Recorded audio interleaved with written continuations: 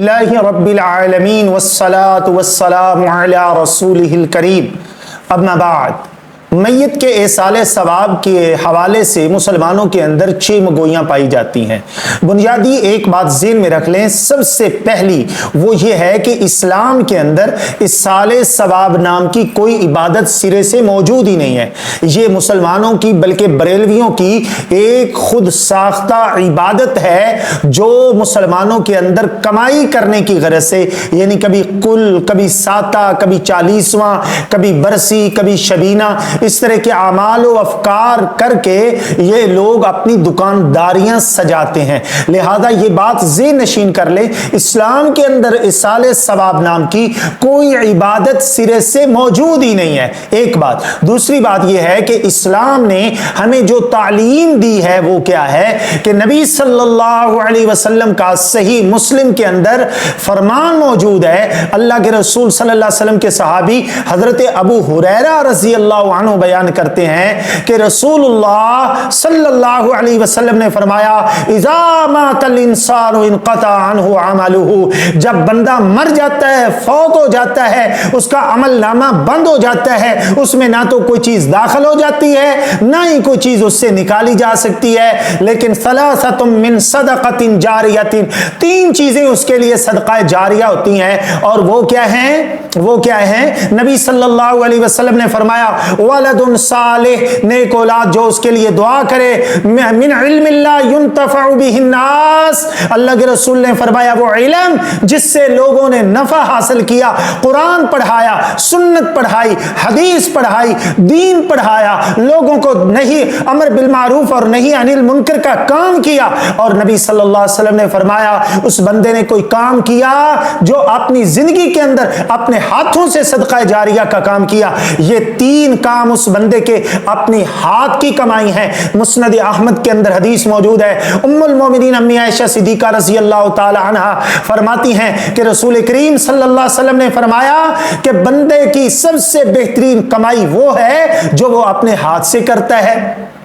اور اولاد بھی بندے کی اپنی ذاتی کمائی ہے۔ لہٰذا اولاد جو ہے وہ اپنی ماں باپ کے لیے صدقہ جاریہ کا کوئی کام کر سکتی ہے۔ یہاں پر اللہ نے آٹو سسٹم لگا رکھا ہے، اولاد کوئی بھی نیکی کا کام کرتی ہے تو والدین کو آٹومیٹک ہی سارے کا سارا اجر موصول ہو جاتا ہے، اس کے لیے یہ کہنے کی ضرورت نہیں۔ نمبر 2، اس بات کو ذہن میں رکھیں، یہ سوال اہم پیدا ہو جاتا ہے ہمارے ذہنوں کے اندر کہ جناب اگر کوئی مسلمان فوت ہو جاتا ہے تو کیا ہم اس کے لیے کیا کریں؟ دیکھیں، اس کے لیے اللہ سبحانہ وتعالی نے سورۃ الحشر میں یہ حکم دیا ہے، والذین یقولون ربنا اغفر لنا ولإخواننا الذین سبقونا بالایمان ولا تجعل فی قلوبنا غلا للذین آمنوا ربنا انک رؤوف الرحیم۔ اللہ سبحانہ وتعالی نے جو تعلیم دی ہے وہ یہ دی ہے کہ اگر تم میں سے پہلے مسلمان جو فوت ہو گئے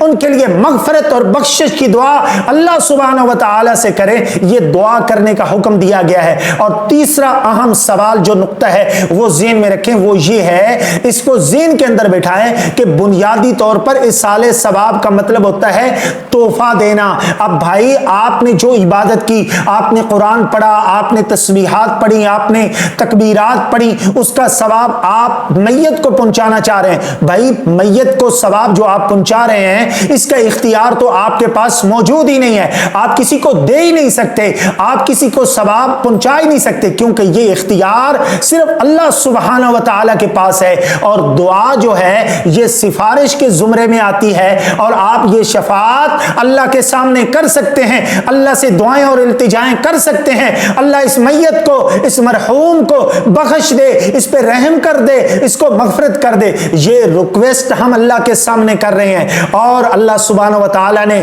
اس ضمن کے اندر، یعنی ایصال ثواب پہنچتا ہے یا نہیں پہنچتا، اس ضمن کے اندر کہ کسی کا ثواب، کسی کا اجر، کسی کا کام، کسی کا فعل میت کو پہنچتا ہے یا نہیں پہنچتا، اس کے ضمن کے اندر اللہ سبحانہ وتعالی نے قرآن مجید کے اندر 50 آیتیں نازل فرمائی ہیں۔ فرمایا من عامل صالحا فلنفسہ، کہ جس بندے نے کوئی عمل نیکی کا کیا وہ اس کی اپنی جان کے لیے، جس نے کوئی برا عمل کیا وہ بھی اس کی اپنی جان کے لیے۔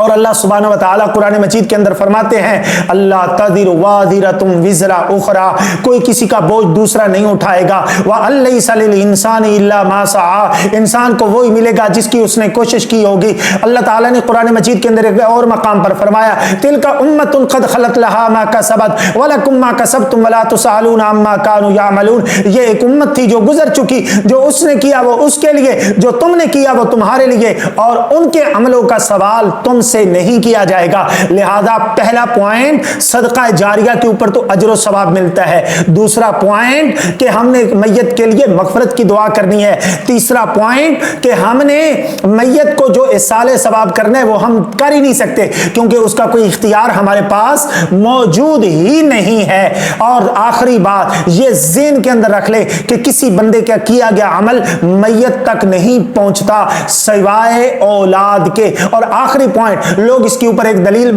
پیش کرتے ہیں، حضرت سعد رضی اللہ عنہ نے جو اپنی والدہ کے لیے کنواں کھدوایا تھا، اس کو دلیل بنا کر کہتے ہیں کہ دیکھو یار یہ جناب حضرت سعد نے کہو بھائی یہ بیٹا ہے، مرنے والی ماں ہے، بیٹا اور ماں، بیٹا اور باپ، یہ بیٹا کر سکتا ہے ماں کے لیے بھی باپ کے لیے، یہ تو جائز ہے، اس کے اوپر تو کوئی اختلاف ہی نہیں، لیکن کوئی فریق ثالث، کوئی تیسرا بندہ، کوئی اور شخص کسی میت کے لیے اصالہ ثواب کے نام کے اوپر اس طرح کا کوئی عمل نہیں کر سکتا، اور اگر کوئی کرتا ہے وہ رسول اللہ صلی اللہ علیہ وسلم کی تعلیمات کے خلاف ہے۔ اللہ تعالی سے دعا ہے اللہ ہم سب کو عمل کی توفیق عطا فرمائے۔